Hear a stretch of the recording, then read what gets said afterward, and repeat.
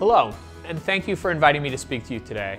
I'm so sorry I can't be with you in person, but it is a great privilege to wish a happy 30th anniversary to LISC and to my good friends Michael Rubinger and Bob Rubin for their extraordinary leadership. I know from a long-time personal experience just how essential LISC has been in community development across this nation. Indeed, sometimes it seems that wherever there's a distressed area in need, LISC is there to help transform it into a community of opportunity and hope. You were there to partner with us in New York City in so many ways, including when we launched the award-winning Acquisition Fund, which provided new private financing tools to help level the playing field for affordable housing developers. You were there in the Gulf Coast, where you established a special equity fund devoted exclusively to helping redevelop communities devastated by Hurricane Katrina. As I've seen for myself, you were there in the Twin Cities, where you're working with community stakeholders in the construction of a major light rail connecting Minneapolis and St. Paul, a project that has the potential to open up access to jobs and opportunity for the neighborhoods it serves. All these examples have one thing in common: an understanding of the importance of place. LISC understands that if you want to make a difference at the local level, whether it's housing, schools, or anything else, you have to look at the broader community and the other needs in that community. And with President Obama's leadership, HUD understands it as well. That's why we're scaling this approach up, working with partners from the private market, third sector of nonprofit groups and foundations, as well as state and local governments to transform housing into the platform for opportunity it needs to be. You can see it in our Choice Neighborhoods initiative, which will build on the legacy of Hope 6 by bringing to bear private capital and mixed-use, mixed-income tools to transform all affordable housing in a neighborhood, not just public housing.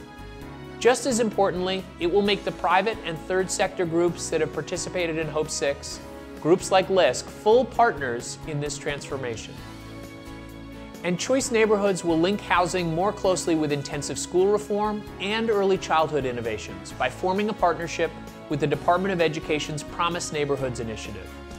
Of course, to really take the lessons we've learned to scale in communities across the country, we need to embed these principles into our broader public housing policy. That's why HUD is proposing our Transforming Rental Assistance initiative.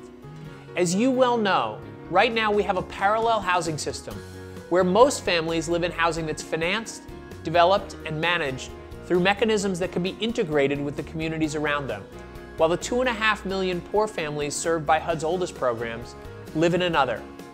You've shown this through your amazing work over the last 30 years to create the low-income housing tax credit market and to help create new neighborhoods of vital mixed-income housing. And by encouraging a mix of uses and incomes that link public housing to investments in neighborhood schools, local businesses, and other community anchors, TRA will help drive more economic development in the communities that need it most. I thank you for your support and constructive input on TRA. Congressman Keith Ellison's Rental Housing Revitalization Act will codify these proposals into law and help bring $25 billion in capital off the sidelines and create more than 300,000 jobs in the communities that need them most. Lastly, TRA reminds us that to make affordable housing truly successful, we need to ensure the communities it's located in are connected to opportunity and jobs. To encourage these sustainability efforts, last fall, HUD and the Department of Transportation jointly awarded nearly $170 million to regions and communities across the country. For these funds, we were inundated with applications from 49 states, 2 territories, and the District of Columbia, offering bold, unique proposals to plan and build sustainably based on their own local resources, landscape, culture, and ingenuity. And LISC has been an essential partner to ensuring that community development is a cornerstone of these regional and local plans. Indeed, you've partnered directly with regional planning grantees in Houston and Chicago to ensure they use their grants to link housing, land use, transportation, and economic growth to build more sustainable, livable communities. And you're working to help these regions not only build more sustainable communities, but to do so in ways that include traditionally marginalized populations, so that all Americans have access to the opportunities they deserve. With all these efforts, LISC and HUD are working together to transform distressed neighborhoods and communities into beacons of choice, hope, and prosperity.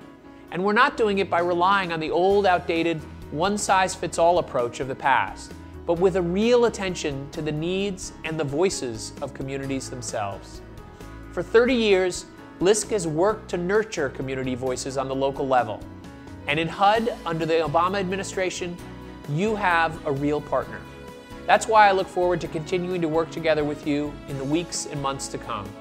Thank you, and once again, congratulations on a historic milestone.